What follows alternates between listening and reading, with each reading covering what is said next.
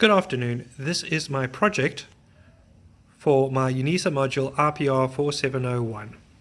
I have designed and built a utilities monitoring system to monitor my household power consumption and water usage. I have used a ZMP T101B transformer module. This is a nice little module that converts the 220 volts, which I am getting from a nearby plug point, into the usable 0 to 5 volt range required to be monitored by the Arduino unit. For the current, I am using the SCT013 split core transformer that is connected to my DB board there through the mains incoming supply.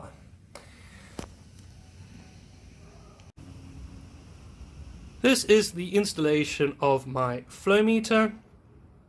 This is connected directly into the main incoming feed to my house. I have made a bypass arrangement so I have a valve below and above my flow meter. Here is my flow meter and a valve on the main incoming feed, which is currently closed. If I needed to work on the flow meter at any point, this is connected, and you can see in the one-way junction box, which is connected via this 4-core cable that is running through to the Arduino by the DB board. Here is the cable coming from the flow meter, and here you can see it connected into the Arduino.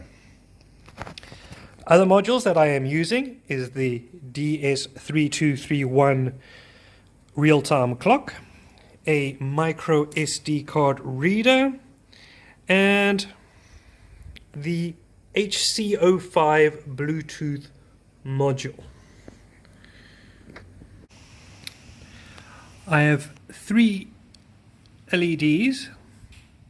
This one is to indicate that the SD card has been initialized, and these 2 for power and flow usage. This is if there is an above normal usage of power, as if a kettle or the geyser goes on, and then this is just for any water usage. As we can see now, the tap is running, water used, tap switched off, LED goes off. Now we switch a kettle on, light comes on, and that switches the kettle off, and the light goes off. This is the app that I have designed using MIT App Inventor for my Android phone. It will connect to the Arduino Uno unit via Bluetooth. First, let's connect Bluetooth. It is using the HC05 module. It is now connected. We can set the time and date. This has already been set, but it can be set again if you desire to. We can now download the information. Now it is calling the information from the Arduino Uno's unit via the SD card. It will send through the information to the phone and store it in the phone's memory. It is generating a flow CSV file, a power CSV file, and a time CSV file. If we go into our phone's memory now, we will be able to see those files generated. There are our 3 files generated: flow, power, and time. We can have a look at those if we wish. There's flow. We've only been running for a few minutes for this. That is where the tap was running. 2 liters of water were used.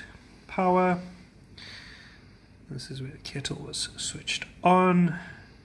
And these are the time steps. Only 3. Only ran it for 3 minutes.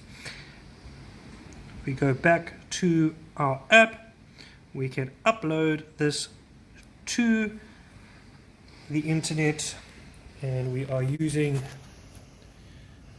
the Google Sheet information.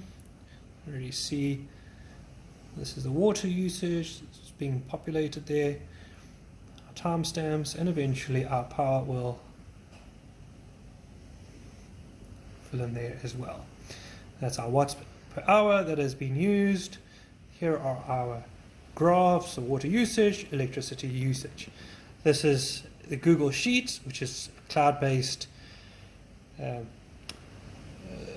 package service that Google gives freely, and these graphs here, these charts, you can generate a link which you can use in a website, which I have done on my Wix website that I have generated for this project, giving you information on the project.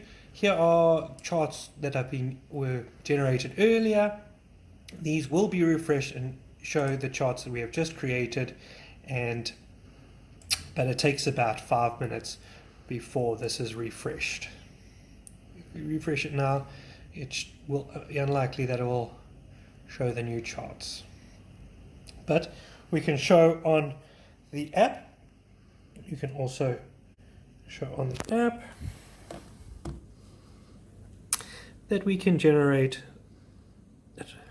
pull the flow graph there, and there is the flow graph and the power graph there. That's showing in the app.